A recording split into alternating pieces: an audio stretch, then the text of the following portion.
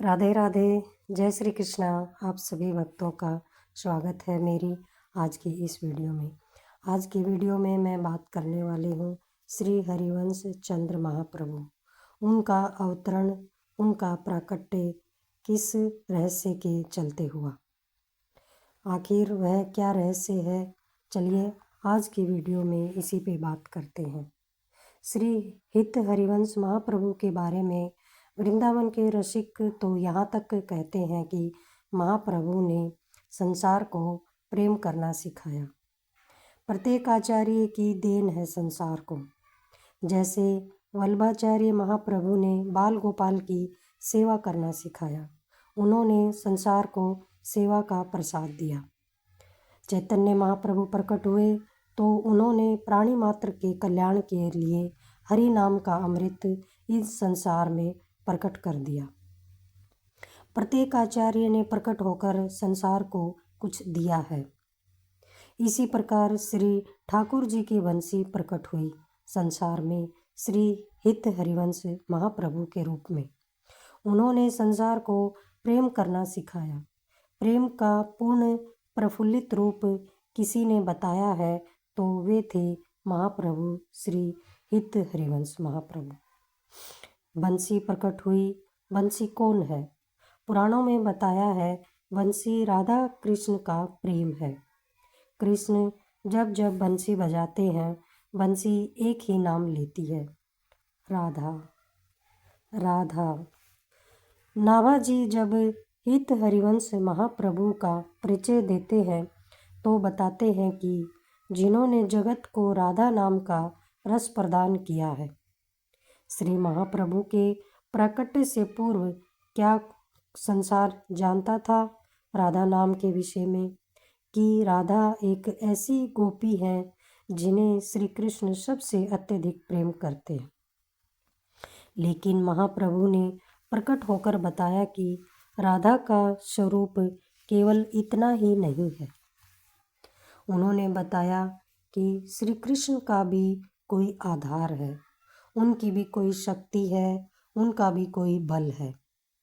उनके रूप, गुण, वैभव, ऐश्वर्य की भी कोई अधिष्ठात्री है। श्री कृष्ण का भी कोई रहस्य है और वह है श्री राधा। श्री राधा के बिना श्री कृष्ण कुछ भी नहीं है। आज की वीडियो में हम यही सब पे चर्चा करेंगे।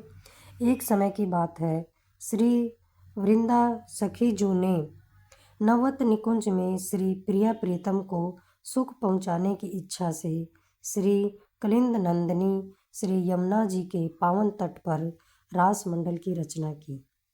शरद ऋतु की पूर्ण चांदनी थी। वो पूरे वन को आलोकित कर रही थी।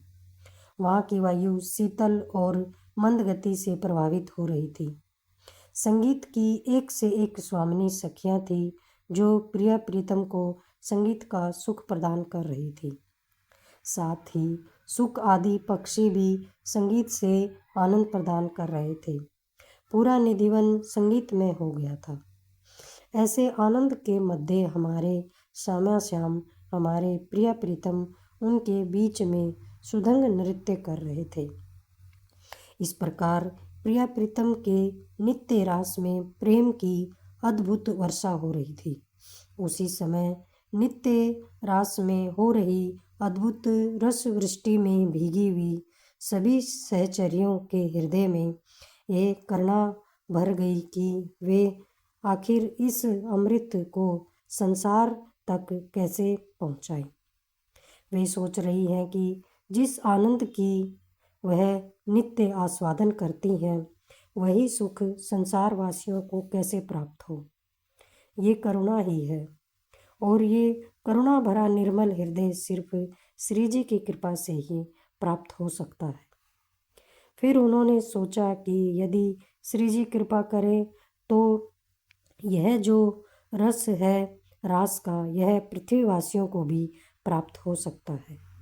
ललिता सखी ने किशोरी जी से प्रार्थना की कि हे रासेश्वरी, हे श्यामा, आपके इस प्रेम रस का आस्वादन हम सब सहचर्या तो नित्य करती हैं। क्या यही प्रेम रस वह भूतलवासियों को प्राप्त हो सकता है।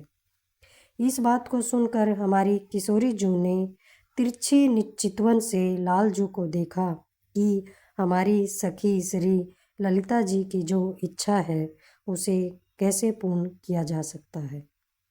इसके लिए आप ही कुछ प्रयोजन करें।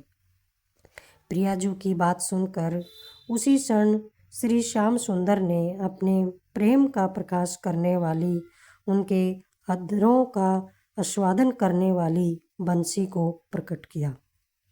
उन्होंने बंसी को लाडली जू के हाथों में दे दिया।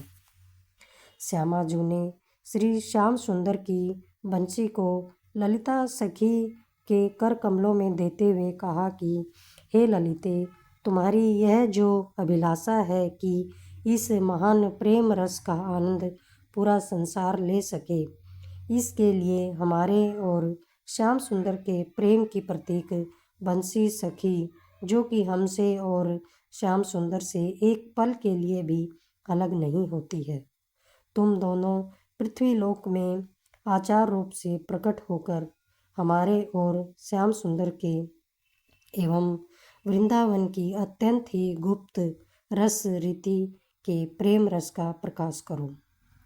तो इस प्रकार श्री जी की आज्ञा से श्री श्याम सुंदर की वंशी ही वृंदावन में श्री हित हरिवंश महाप्रभु के रूप में प्रकट हुई और ललिता सखी श्री हरिदास महाप्रभु के रूप में प्रकट होकर उन्होंने संसार को श्यामा श्याम के प्रेम रस को प्रदान किया। आज की वीडियो आप सभी को कैसी लगी आप सब मुझे बताएं।